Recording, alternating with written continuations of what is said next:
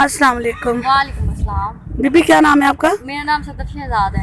अच्छा सदर साहबा, आपकी एक वीडियो हमने देखी है, क्या प्रॉब्लम बनी है आपके साथ? जी, मेरे हस्बैंड को बिना कसूर के थाना चटियाना वाले उठा के ले गए हैं। SHO मार मुमताज उठा के लेके गया है।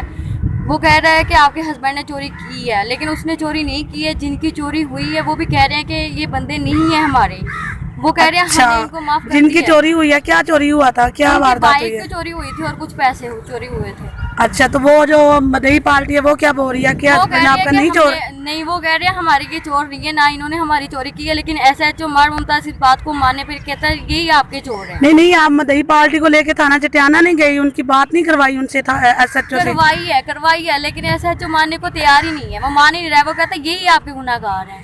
जब मदई पार्टी कह रही है, फिर किस बिना पे SHO ने आपके हस्बैंड को रखा है? नहीं बताया। वो कह रहा है कि मैंने नहीं छोड़ना है। आपकी मुलाकात हुई आपके हस्बैंड से? नहीं, वो मुलाकात नहीं होने देते हैं। क्यों? वो मुलाकात नहीं होने देता। कहता हमने मुलाकात नहीं होने देनी है, ना हमने बताना है कहाँ पे, हमने मिलने भी नहीं देना है, हमने आपके हस्बैंड को मार देना है। और अगर हम मार ना सके तो कह रहा है कि हम ऐसे ऐसे केस डालेंगे कि वो कभी जिंदगी में बाहर नहीं आ पाएगा।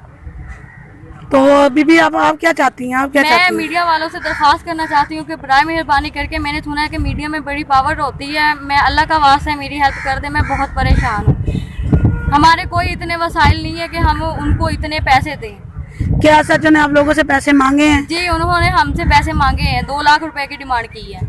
डायरेक्ट SHO ने की है या उन्होंने ऐसे किसी को बोला है क्या? SHO ने खुद की है।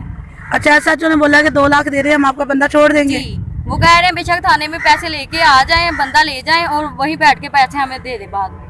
अच्छा, यानी कि वैसे आपको आपके हस्बैंड से मिलने नहीं दे रहे? मिलने भी नहीं दे रहे हैं। मैं हामला हूँ, बड़ी मेहरबानी आपकी।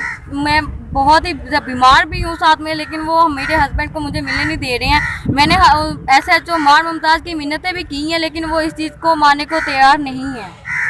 तो कितने दिन हो गए आपके हस्बैंड को पकड़े हुए? 6 दिन हो गए हैं और लगातार उसे मार रहे हैं। इतना कि उन्होंने मारा है जिसकी कोई हद नहीं है। जो एक लड़का छूट के आया था वहां से, उसने बताया कि मरने की कंगार पे है। इतना पुलिस वालों ने मारा है। जो पुलिस वाला आ रहा है वो उस पर हाथ साफ करके जा रहा है। इतनी बुरे तरीके से मार रहे हैं उसे जिसकी कोई हद नहीं है। तो 6 दिन हो गए हैं, तो उन्होंने आगे आपके हस्बैंड को जेल वगैरह में नहीं भेजा? नहीं, कहीं भी नहीं भेजा है। अगर हम पूछते हैं तो आगे से कहते हैं कि वो हमारा जज का मसला है, हम कुछ भी करें, आप लोगों को क्या। लेकिन वो कह रहे हैं कि हमने आपके हस्बैंड को हर हाल पे बाहर नहीं आने देना है। तो आप दोबारा SHO साहब से मिली हैं?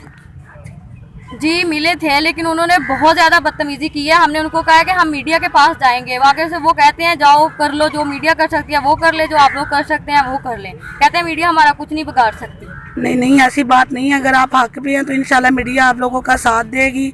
और जो SHO से भी मिलते हैं उससे पूछते हैं कि उन्होंने आपसे क्यों बदतमीजी की है। जी, बाकी इंशाल्लाह आप हमारे पास आई हैं तो इंशाल्लाह आपके साथ हम चलेंगे। मैं फिर से दरख्वास्त करती हूँ कि हम बेकसूर हैं, हमारे कोई इतने वसाइल नहीं है। अगर वो कह रहे हैं कि हमारे जी हम पैसे दे सकते हैं, बेशक हमारे घर आके चेक कर लें, आस पड़ोस से पूछ ले कि हमारे इतने कोई वसाइल नहीं। मेरा हस्बैंड मेहनत मजदूरी करने वाला बंदा है।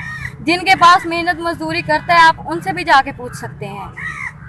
चले ठीक है। बड़ी मेहरबानी, मुझे इंसाफ चाहिए।